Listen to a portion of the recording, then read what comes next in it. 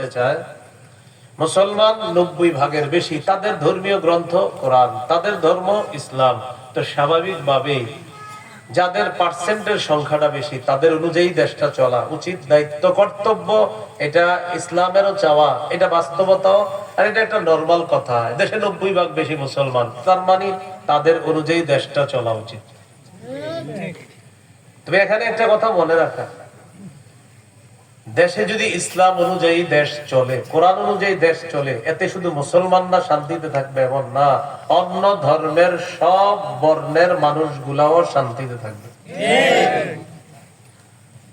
এই কথাটা আমি আজকে ওয়াজে বললাম, আপনারা এটা রাস্তা হেঁটে হেঁটে বুঝাই দেবো জনগণ। আপনার পার্শ্ববর্তী হিন্দু বাড়ির যে হিন্দু ভাইয়ের সাথে মাঝে মাঝে দেখা হয় রাস্তাঘাটে, ওরেও বলতে হবে, ভাই দেখো, এদেশ যদি কোরআন অনুযায়ী চলে আমিও শান্তিতে থাকবো, তুমিও শান্তিতে থাকবা। এটা তাকে আপনি মুখ দিয়ে বারবার বলতে হবে।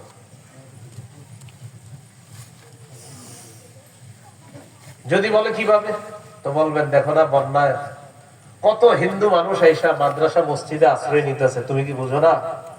মসজিদ মাদ্রাসা যেখানে মুসলমানদের ধর্মীয় বিধান পালন হয়, সেখানে অন্য ধর্মের মানুষগুলাকেও জায়গা দেওয়া হয়।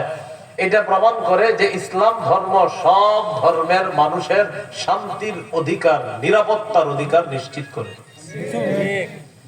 তাহলে আপাতত আমাদের করণীয় কয়টা? 9টা। বলেন কয়টা? 9টা। আরে এটা আমার পড়াশোনায় 9টা, আরো বেশি হতে পারে।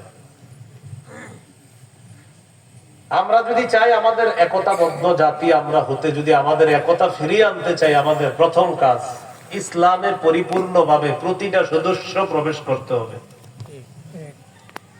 এখানে সাদা দাড়িওয়ালা আছেন, কালো দাড়িওয়ালা আছেন, কম বয়সী আছেন, বেশি বয়স, আমাদের প্রত্যেকে ইসলামে পরিপূর্ণভাবে প্রবেশ করা, এটা আমাদের প্রথম কাজ, 9 কাজের প্রথম কাজ।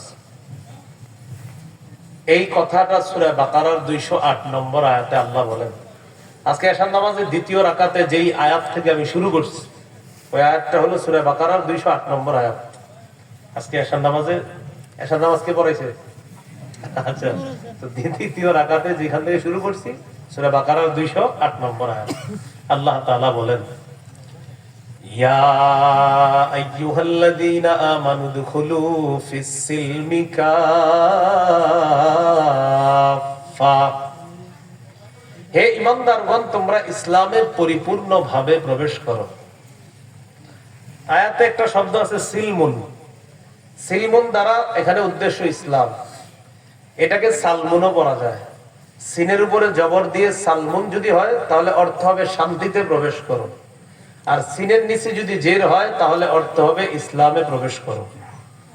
হে ঈমানদারগণ, তোমরা শান্তিতে প্রবেশ করো, তোমরা ইসলামে প্রবেশ করো।